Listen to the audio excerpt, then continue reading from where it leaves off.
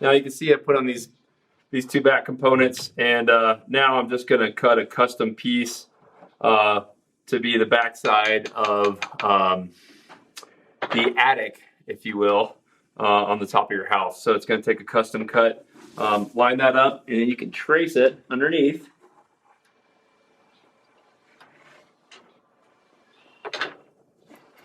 And now I'm going to cut out this triangle.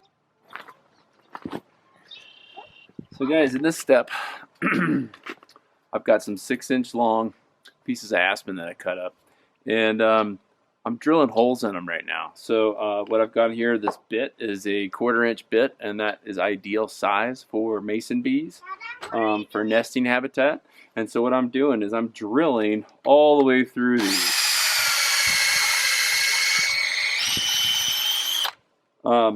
But as you can see, I've got a vise set up here. So, and the reason I've chosen aspen is because it's soft. You can use other types of wood.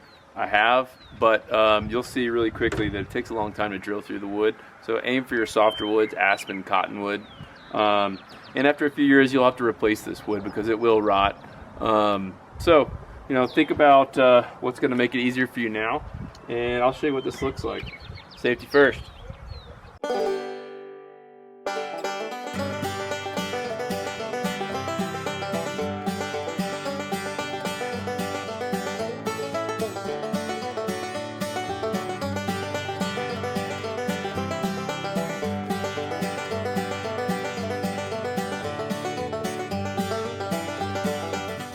Remember, you can also break up the design a little bit with some scrap lumber. I think it looks attractive to mix in with you know, your drilled rounds and with your nesting reeds. So think about using some scrap lumber. And in this case, I've got some 6-inch wide and 6-inch deep, because remember, we want to make sure we have that full 6 inches so they can lay eggs throughout that whole distance. Now that I've got my back on, I can start to fill my house with components that I've drilled out. So 2x6 and pieces of aspen. This is the point where you can have some fun with the design, be creative, and in any voids you have, you're going to pack these nesting reeds after the fact. So I'm going to get to screwing these pieces off, and then I'll pack in the nesting reeds and I'll show you my final product. All right, I want to show you guys the final product. I'm pretty excited about it. I went ahead and mounted it on the barn, and it's got a southeasterly facing aspect, so it gets the morning sun. But you can see as the sun is swinging around to the west now, it's already casting a shadow.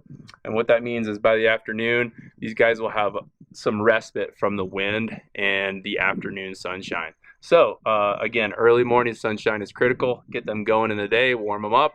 They'll be active, and then later in the day when it's really hot and windy, certain times of the year they can kind of lay low. Now, I went ahead and packed these nesting reeds inside of the wood pieces that I'd screwed in. And again, these wood pieces, all you need to do is really sink a screw in from either side, and you know, get a screw in there so they're not moving, and then fill all your voids with these nesting reeds if you have access to them. You don't have to use this type of wood. You don't have to use nesting reeds. It's up to you what you want to use. Do some research online. There's a lot of different designs for bee houses, but I kind of like working with this format, a mix and match. And again, I drilled these out to 1/4 inch for mason bee. If I was going to integrate leafcutter bees into this, I'd drill smaller holes. And I've found that leafcutter bees will also use the same size as mason bees, even though they prefer a slightly smaller size.